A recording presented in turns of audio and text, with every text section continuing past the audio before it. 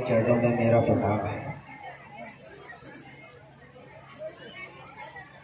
भगवान शिव मेरे गुरु हैं। इस जगत का एक एक व्यक्ति भगवान शिव का शिष्य हो सकता है, इसका आवाहन करने वाला, इस बात को जन जन तक पहुंचाने वाला हमारे साहब श्री हरिंद्रानंद जी का आज पुण्यतिथि है। जब से उन्होंने शिव को गुरु माना, दीदी 1974 में आरा के गांगी श्मशान में उन्होंने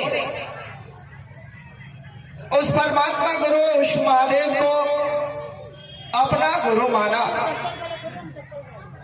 उनके मन में एक श्लोक आया, गुरुर् ब्रह्मा गुरुर्विष्णु गुरुर्देवो महेश्वर गुरु साक्षात परब्रह्म तस्मै श्री गुरुवे नमः।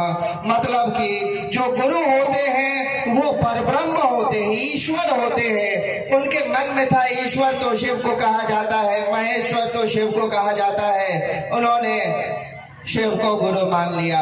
उनके मन में था ईश्वर गुरु होते हैं, ईश्वर गुरु होते हैं, और यही मान करके उनके मन में शिव थे ईश्वर के रूप में। वो शिव को जानते थे, वो शिव को गुरु मान करके चले। और दीदी नीलमानंद के अलावा उन्होंने किसी को नहीं कहा कि मैंने शिव को गुरु माना।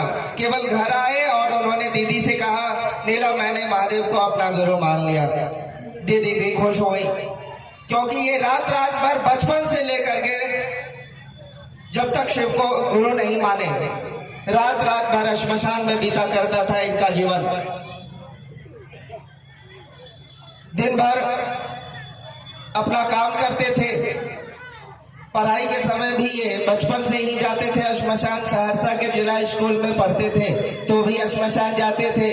जब वो पदाधिकारी बने तब भी वो श्मशान जाते थे। लेकिन शिव को गुरु मानने के बाद उनमें स्थिरता आई।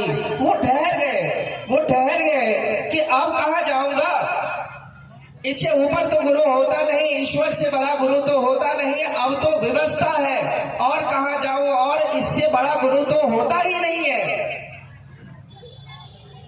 और वो लिखते हैं अपनी शिष्यानुभूति, एक उनकी छोटी सी पुस्तक है, वो लिखते हैं कि अश्रद्धा और अविश्वास के दायरे में भी आपके अंदर अश्रद्धा नहीं है, कोई दिक्कत नहीं है। आपके अंदर विश्वास नहीं है उस महादेव के लिए, कोई दिक्कत नहीं है। क्योंकि वो कहते हैं 8 साल तक तो हमको भरोसा नहीं हुआ कि शिव गुरु होते हैं। 8 साल तक हमको कोई विश्वास, कोई श्रद्धा नहीं था कि शिव गुरु होते हैं। हमको लगता था यहाँ भी हम फंस गए हैं, यहाँ भी कुछ नहीं मिलने वाला, क्योंकि वो शिव ना दिखता है ना कुछ बोलता है, वो गुरु का काम कैसे करेगा।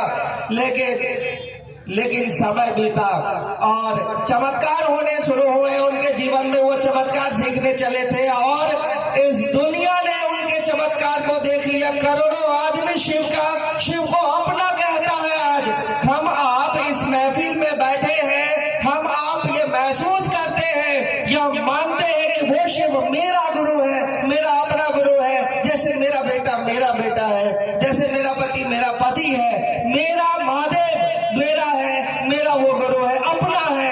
ये संबंध जो हमने आपने बनाया है, ये संबंध जो हमारा आपका उस महादेव से बना है, ये दया है उस हरिंद्रानंद का, जिसकी आज पुण्यतिथि हम आप मना रहे हैं। दीदी मना रहे हैं भैया।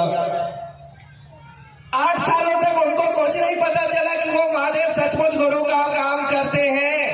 लेकिन गणित कहता था कि वो गुरु है, क्योंकि वो ईश्वर है और ईश्वर गुरु होते हैं। साहब कहते हैं जब चमत्कार होना शुरू हुआ, जब खेला होना शुरू हुआ, हमको लगा अरे इससे अच्छा गुरु तो होता ही नहीं है, जो दिखता भी नहीं है, कहता भी कुछ नहीं है, लेकिन काम जो गुरु का है वो हो रहा था। वो सब कुछ सीखते जा रहे थे जो सीखना चाहते थे, और धरती के गुरुओं ने उनको नहीं सिखाया, केवल ठका था।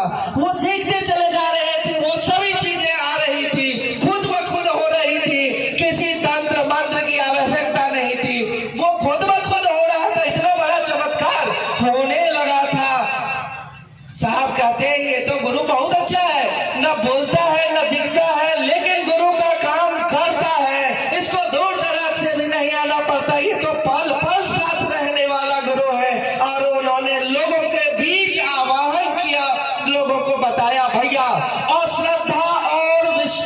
विश्वास के दायरे में भी रहकर शिव को गुरु मानने की व्यवस्था, शिव को गुरु माने रहने की व्यवस्था है, मजबूर है। अब इससे बड़ा गुरु कहाँ मिलेगा? ईश्वर से बड़ा गुरु तो होता नहीं है। व्यवस्था में, मजबूरी में शिव मेरे गुरु है, आप इस बात पर खड़े रह जाइए। कोई श्रद्धा की आवश्यकता नहीं, कोई विश्वास की आवश्यकता नहीं कि शिव गुरु है कि नहीं है, कोई विश्वास करने की आवश्यकता नहीं है। केवल ये माने रहना कि वो शिव मेरा गुरु है, मैं महादेव का शिष्य हूँ। आपके जीवन की दिशा और दशा को बदल देगा भैया।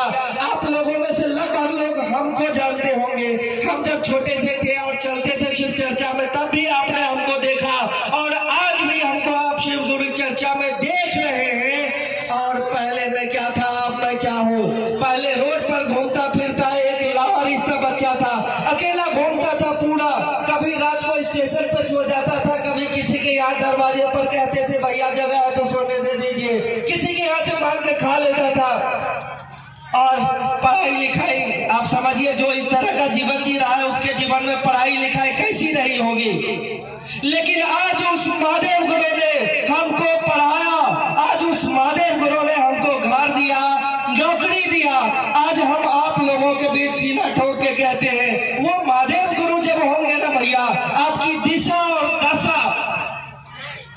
दिशा और दशा दोनों बदल जाएगी। आपका फिर जीवन आनंदित हो जाएगा, आपके जीवन में शिव होगा भैया। इससे अच्छा क्या होगा? आपके जीवन में शिव होगा, आपके दुख दर्द उलझन परेशानियां घटेंगे, आप शिव की ओर चलेंगे। साथ ही साहब कहते हैं, और ये साहब का वादा है, याद रखिएगा, मिथ्या न जाहि देव ऋषि वाणी, कभी भी ऋषियों की देवताओं की वाणी मिथ्या नहीं होती। साहब का ये वादा है। आप शिव गुरु कार्य में चलते रहिए, आप शिव गुरु कार्य में चलते रहिए। शिव के शिष्य होकर व्यक्ति के लौकिक और अलौकिक, चाहे वो पारलौकिक हो या लौकिक हो, सभी मनोरथ स्वतः पूरे होते हैं, खुद ब खुद पूरे होते हैं। आपको नहीं कहना होगा भैया। इस महफिल में आप अपनी झोली फैलाइए, आप उस शिव से दया मांगिए, दया की भीख मांगिए भैया। इस महफिल से कोई खाली नहीं गया है, वो दया करेगा, आपका जीवन बदल जाएगा। वो दया करेगा, आपका जीवन शिवमय होगा, सुखमय होगा, आपका जीवन सफल हो जाएगा भैया।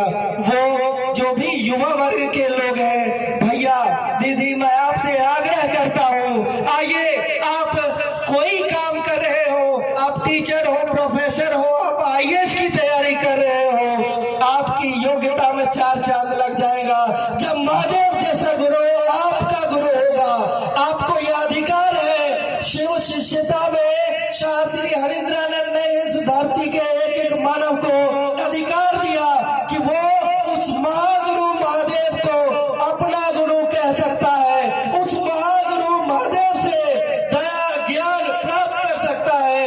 भैया आइए ना, उस शिव को अपना गुरु बनाइए। अगर आप उस शिव को अपना गुरु बनाते हैं, शिव गुरु से आया ज्ञान जीवन जीने की कला को सिखलाता है। सिर्फ गणित विज्ञान इतिहास नहीं, जीवन जीने की कला को सिखलाता है। वो आपको एक अच्छा बेटा बनाएगा, वो आपको एक अच्छा बेटी बनाएगा। वो शिव से आया हुआ ज्ञान आपको एक अच्छा पिता, एक माँ अच्छी, एक अच्छी पत्नी, एक अच्छा पति, आपके जीवन में जितने भी दायित्व है, चाहे वो पिता के रूप में है, पुत्र के रूप में है, आप सबके रूप में एक अच्छे दायित्व के निर्वहन को करेंगे, आपका जीवन सचमुच सफल होगा। भैया आप सबको मेरा प्रणाम।